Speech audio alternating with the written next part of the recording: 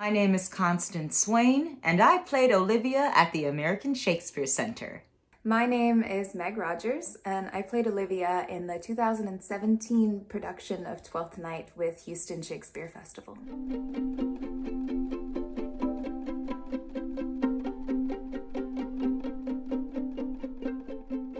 So the American Shakespeare Center is home to the Blackfriars Playhouse, which is the world's only recreation of Shakespeare's indoor playing space. Miller's stage is huge. It is so big.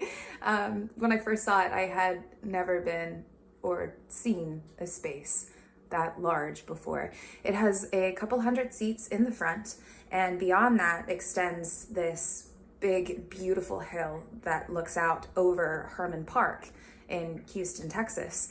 The space is so cool. It's a thrust stage. It's incredibly intimate. The audience is a lot of times just an arm's length away. And when I look someone in the face, especially as Olivia, I could really see their eyes and they could see my eyes and they knew I was talking to them. And thousands of people will come and sit on that hill and bring blankets and chairs and bring food and wine and sit and watch shows for free, which is really cool. And the stage itself is so much wider and so much deeper than your typical stage that filling it is a task. So that makes that experience in that space incredibly special and different and very unique from a lot of other theaters where you have a much larger space and the audience isn't as close. It's one of my favorite spaces. You have to be very, very aware of making your gestures and your speech so much larger, and to be able to reach those 1,000 people all the way on the back of the hill. So it's a lot of fun.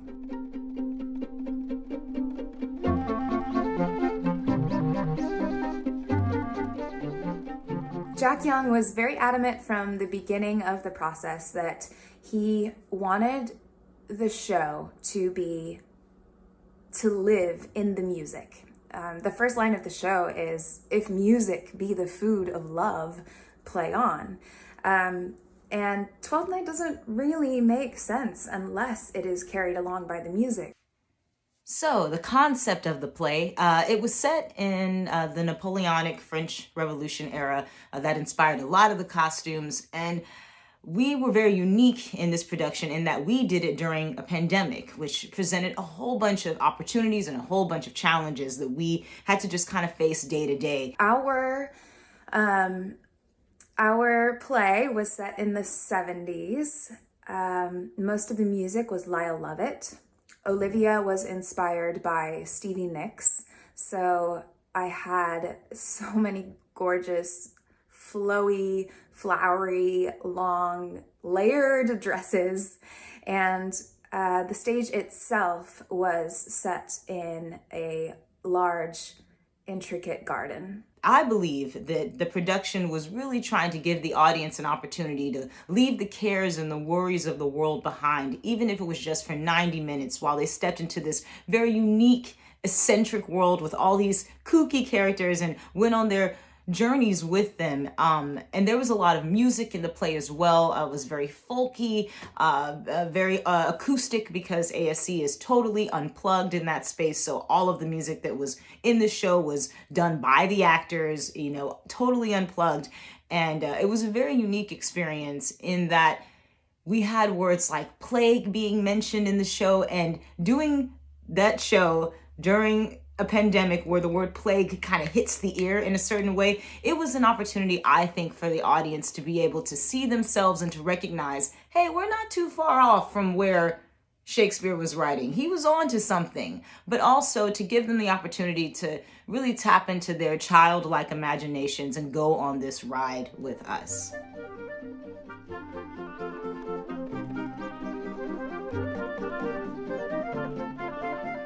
I was very fortunate because I had a really cool challenge, actually. I worked with two different actors. At the beginning of each production, or each performance of our production, they flip a coin to determine which actor would go on as Viola and which actor would go on as Sebastian. And so depending on who would go on, whether it was actor 1 or actor 2, I would get a very, very, very different experience with them in that scene that led up to this aria. What launches the aria? Cesario has just left Olivia, and they have been talking about Orsino.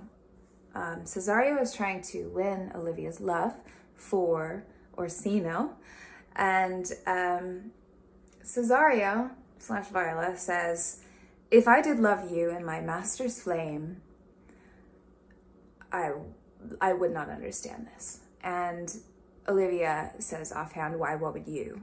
And Cesario launches into this beautiful monologue that is actually Viola talking about how she would love Orsino. And I think it is one of the most genuine and honest things that she's ever heard. And she falls in love with Cesario right then and there. Sometimes, depending on which actor it was, I got someone who was a little more of a challenge, a little more tongue-in-cheek. The other actor was a little more goofy, kind of fumbly, kind of just nerded their way around the stage. And so there was a different experience with each actor, which would determine and inform how I would move forward with that aria, depending on my takeaway from each of them. For example, if actor A was really tongue-in-cheek, I would take a step back and, who the heck you think you're talking to? But that's kind of hot because, I'm not used to people talking to me like that and kind of challenging me. And then on the other hand, if I had actor 2 who would come on and be kind of fumbly and goofy, it was more like, I don't get to see this all the time. And there's something very genuine and very unique about you. And I have never seen that in a person and related to someone, and someone hasn't made me laugh the way you're making me laugh and think about things, and I've only known you for a minute, so that was pretty cool because I never knew what I was going to get either night, because even those actors, even though we had kind of set the scene, they would still change and throw different curveballs, and I would take that and then run. So it was really, really unique. Then he has to leave, and the first thing that she said after that little monologue is she's stunned and she says, "What is your parentage?" And it's a really silly thing to say. She's embarrassed because that was the first thing that came out of her mouth. And she's trying to work out her feelings. And we get the "What is your parentage?" monologue. And the thing that always pops out to me in that monologue is, how now, even so quickly may one catch the plague? Which is to say, my God, is this thing called love that everyone's been talking about? I've never experienced it. And it's summed up in such a concise and just on the nose kind of way that I think anybody, no matter who you are, if you've been in love, and everyone knows that kind of first moment when they kind of got dumbfounded by love and went, oh God, is this love? How now, even so quickly may one catch the plague? Within a minute's time, within one meeting of this person, I am already in love. That to me was the big deal discovery aha moment of that monologue of, all right, well, I guess I'm in love. All right.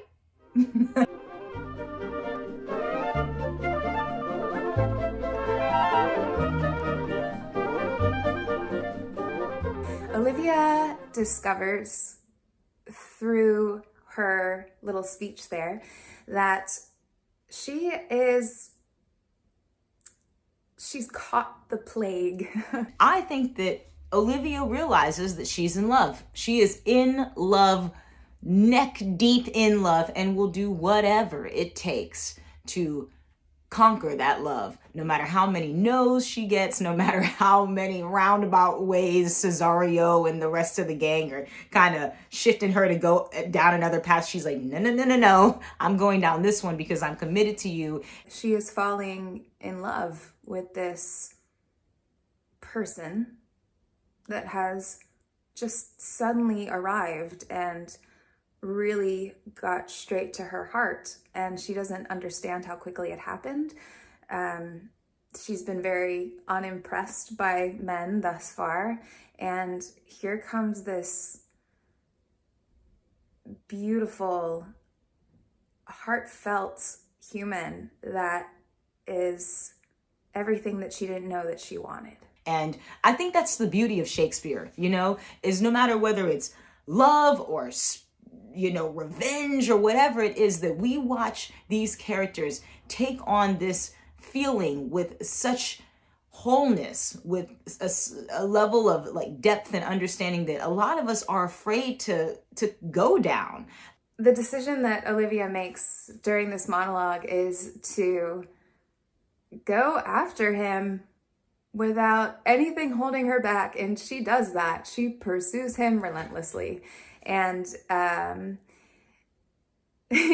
just one of my favorite moments that I think can encapsulate her mindset is at some point later, she runs on in a full wedding dress. And the first thing out of her mouth is, "Blame not this haste of mine." Like, she is ready to go. She is a preteen with her first crush. She is a young woman that has fallen in love for the first time, and she is going after it just full force. And I think it's really fun and a beautiful thing to be reminded of as we get older and become a little more jaded, I guess. And that's the beauty of Shakespeare, is that he shows us these emotions in their rarest and rawest and most genuine form. And Olivia is experiencing love for the first time. And because she is in love, she is going to do whatever it takes so that Sebastian ultimately, but Cesario, or the person that she's supposed to end up with, she will end up with them, because she has realized that even though she's experienced nothing but sorrow up to this point, that she's choosing happiness and she's choosing joy and she's choosing love. And that is what her new purpose in life is to seek out love. That's really, really awesome and a great lesson. That feeling of seeing someone for the first time or meeting someone for the first time that can completely turn you upside down. What is that? And do you let go of it? She chases it.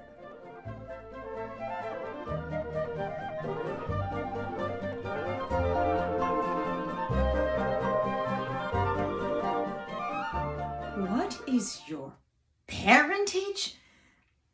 Stupid, stupid, stupid. Above my fortunes, yet my state is well. I am a gentleman. I'll be sworn thou art. Thy tongue, thy face, thy limbs, actions, and spirit do give thee fivefold blazon. Oh, not too fast. Soft. Ooh, soft. Unless the master were the man. How now?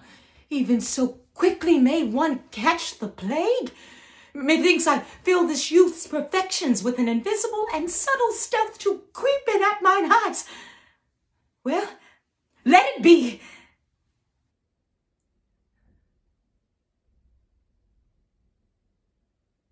What is your parentage?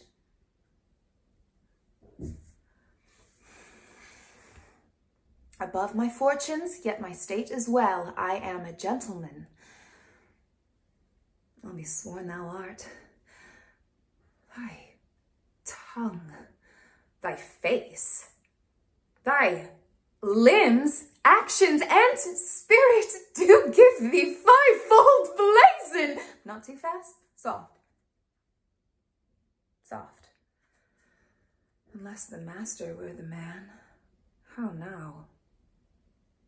Even so quickly may one catch the plague. Methinks I feel this youth's perfections with an invisible and subtle stealth to creep in at mine.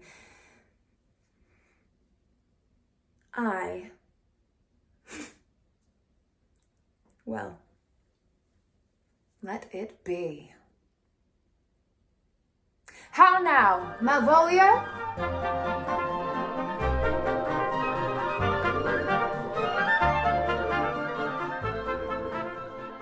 Meg, yes, it was so awesome to watch your rendition of Olivia's aria. I just watched Constance's monologue, and I was actually fortunate enough to be able to watch it in the Blackfriars space. I saw it twice, and with two different actors. So both times were very different. Both times were very funny. Right off the bat, what stood out to me was your stillness. I really appreciated that because I think it lends itself to something that is very human. We all do it. I know at least I do, and I feel like more people do it than not. When we're overwhelmed, whether something awesome just happened or something terrible just happened, a lot of times we have to take a step back. We have to physically go and look at things and kind of go back over what happened. And that's exactly what Olivia's doing. And I really appreciated your stillness in that. Watching this video reminded me just how much something that I really love about Constance's acting is she responds with her entire body. You can hear what she's going through, and you can also see it from the tip of her pinky finger to the tip of her pinky toe. Everything responds, and you can really feel it, especially in this monologue, watching her fall in love. It's gorgeous work. I love it so much. And I'm going to point out the sex joke that I loved that you leaned into. I'm stealing that. I'm stealing that, Meg. I think that's so cool. Because she does feel the youth's perfections in other places, and she chooses the word I. I also realized watching it that I got a word wrong. I said I instead of eyes. And I really heard the word I in a way I've never heard it in any rendition that I've ever seen of that monologue before. I've never heard an actor say I and lift it in a way where I went, oh, open the floodgates, shall we? And I thought that was awesome because, Shakespeare writes like that. And it's not just the men. It's not just dirty jokes for his male characters or whatever. It's for all characters, no matter their age, no matter their station, no matter, what. And it's so cool that we get to see this character who is oftentimes surrounded by so many people, and for the first time they're talking about something very intimate, and they're talking about it with the audience, and they're talking about sex, and they're talking about feelings and love, and ultimately all the ooey gooiness that happens when we just feel the youth's perfections. And I do remember being corrected about that from Jack Young, and then it reverted over time. I don't know what happened, but that is why you should check your work with other actors. And I am stealing that. So awesome job. And we're going to keep swapping. I think that's what we need to do. We need to just keep going back and forth. Constance, I love your work. I'll pick a monologue and do it, and then you can do it, and then you pick, and then I'll do it. And we'll do it for the rest of time because that was awesome. I think we should hang out.